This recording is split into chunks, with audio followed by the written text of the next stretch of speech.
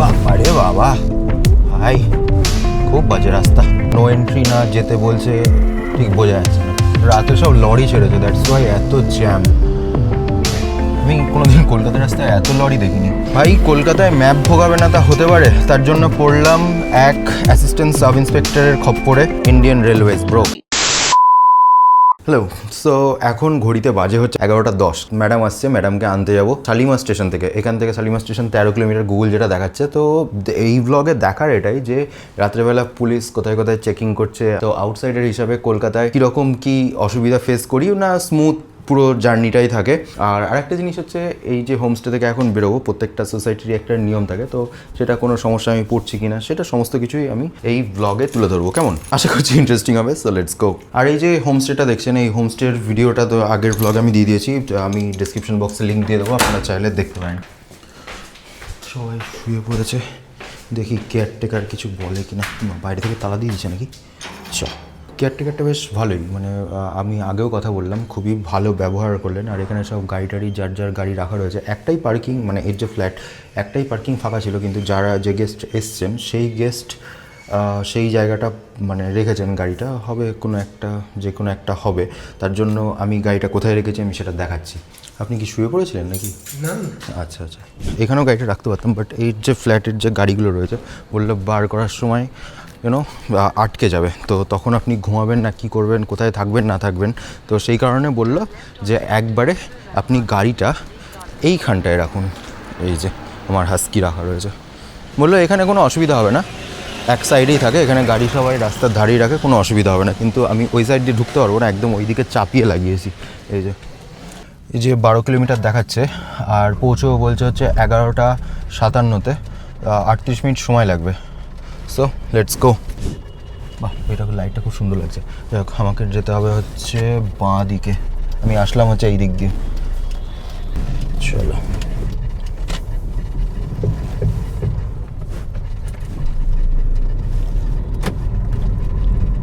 রাস্তাঘাট একদম শুনশান পুরো একদম। ওকে ওকে, বাঁ দিক যেতে পারবো। আমি আসার ব্লগে দেখিয়েছি একটা জিনিস, কলকাতার ভেতরের রাস্তাঘাট খুব আনইজি রাস্তাঘাট, চাকলা চাকলা সব ওঠা, মানে সেগুলো জোড়া তাপকি মারা রয়েছে, মানে আপনার জার্নি স্মুথ হবে না, এটুকু আমি বলতে পারি।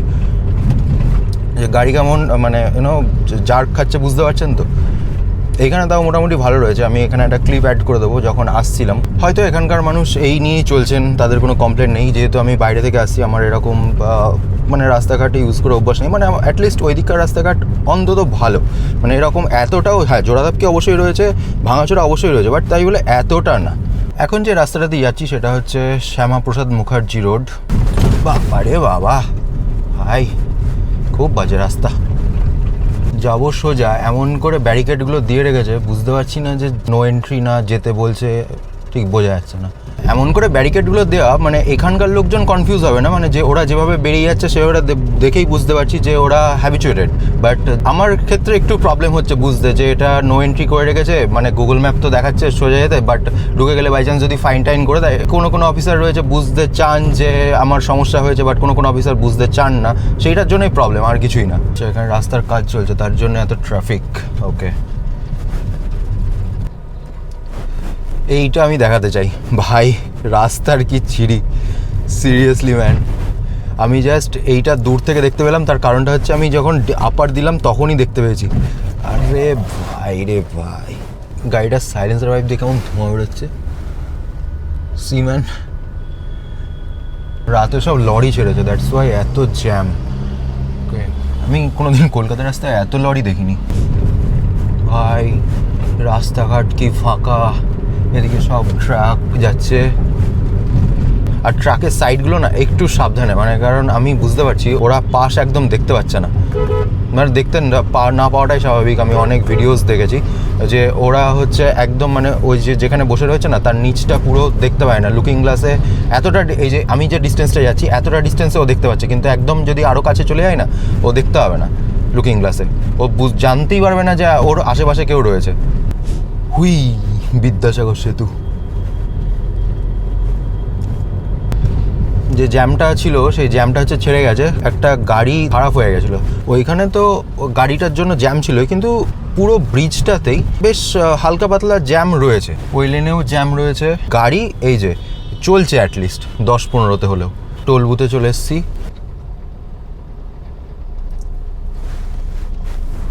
বাহ, খুব সুন্দর, তাড়াতাড়ি কাটলো তো। এবার আমি কোন রাস্তা ধরবো, আমাকে কোন রাস্তা ধরতে বলছে, এটা হচ্ছে ম্যাপ বলছে এইদিকে যেতে, বাঁ দিক। ওকে, আমি এই জায়গাটা এসে না খুব কনফিউজড হয়ে যাই। বাপরে বাপ ভাই, এবার এবার এবার আচ্ছা এইটা আই গেস হোপফুলি ঠিকঠাক রাস্তায় ধরলাম, কারণ এখানে এতগুলো ফ্লাইওভার জয়েন্ট রয়েছে না, বোঝা মুশকিল। ফাস্ট্যাগ থেকে এক্ষুনি মেসেজ আসলো 10 টাকা কেটেছে। আচ্ছা, আমি যাচ্ছি হচ্ছে আই গেস ওখানে শিবপুর লেখা ছিল, শিবপুরের দিকে। আমি এদিকে রাস্তাঘাটটা অতটা চিনি না, ম্যাপই ভরসা, তো ম্যাপ যেদিকে বলছে সেদিকে যাচ্ছি। ওই যে বললাম যে একটু কনফিউশন, কিন্তু এ উল্টো দিক দিয়ে কেন আসছে ভাই? কলকাতায় ম্যাপ ভোগাবে না তা হতে পারে, তার জন্য পড়লাম এক অ্যাসিস্ট্যান্ট সাব ইন্সপেক্টরের খপ্পরে। উনি দেখে ডাকলেন, দাঁড়ালেন, যাই হোক আমি বললাম, বাকিটা আমি হোটেলে গিয়ে শেয়ার করছি। তো ওই ভদ্রলোক বলে দিলেন যে ব্রিজের ওপরে উঠতে না, ব্রিজের তলা দিয়ে গিয়ে ডান দিকে নিতে। রাস্তা ভাই বোঝাও মুশকিল।